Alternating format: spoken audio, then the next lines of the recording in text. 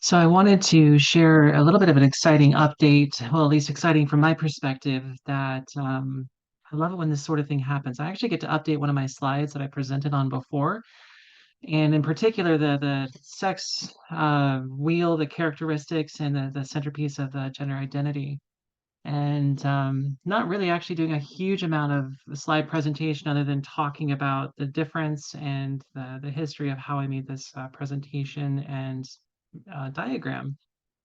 So in the past, a lot of people have had difficulties describing sex and naming male and female in of itself.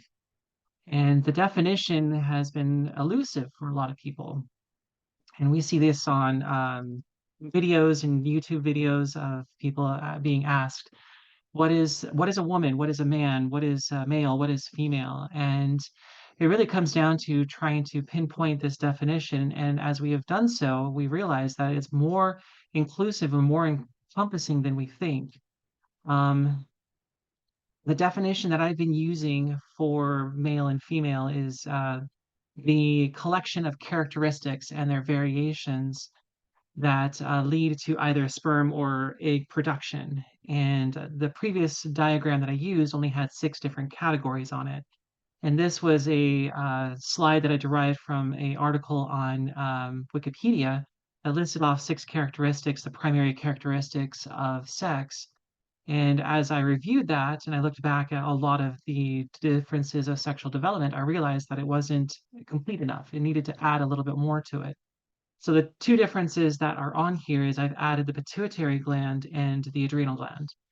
And as you think about it, a little bit, it makes sense with the pituitary gland. This is the control center up behind the eyes that basically leads to ovulation cycles for women and also helps support men with sperm production. So the pituitary gland is a vital part of our sex and sex development and function and throughout life. The adrenal gland is a little kind of considered less of a important of an organ, but as I looked through a lot of the differences of sexual development, one that stood out to me was congenital adrenal hyperplasia. And this is a deficiency of an enzyme that converts essentially cholesterol into testosterones and estrogen. And as a consequence of this deficiency, women are born with more male-like anatomy or ambiguous genitalia. And as a consequence of that, I put this in here as a reminder that this is part of the process of our development, our embryologic development, our function as a sex for either male or female.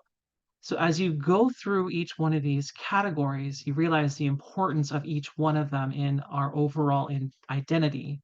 These are the primary sex characteristics. The secondary sex characteristics are those that fall as a consequence of the primary sex characteristics. So, for example, hair growth and fat distribution, or breast development, bone structure development, things like that.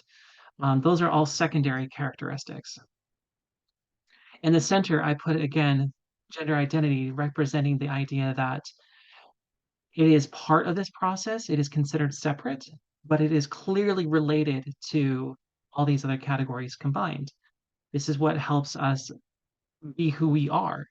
So each one of these categories has variations that are in there. The internal anatomy, some people are born without a uterus. Sometimes ambiguous genitalia. Sometimes a vaginal canal does not develop. Sometimes the testes don't descend. Sometimes males are born with hypospadias. There's a lot of things that go into this idea of who we are. And so I wanted to have a more complete representation of us as human beings. And I think I got accomplished that more with this diagram. Thank you.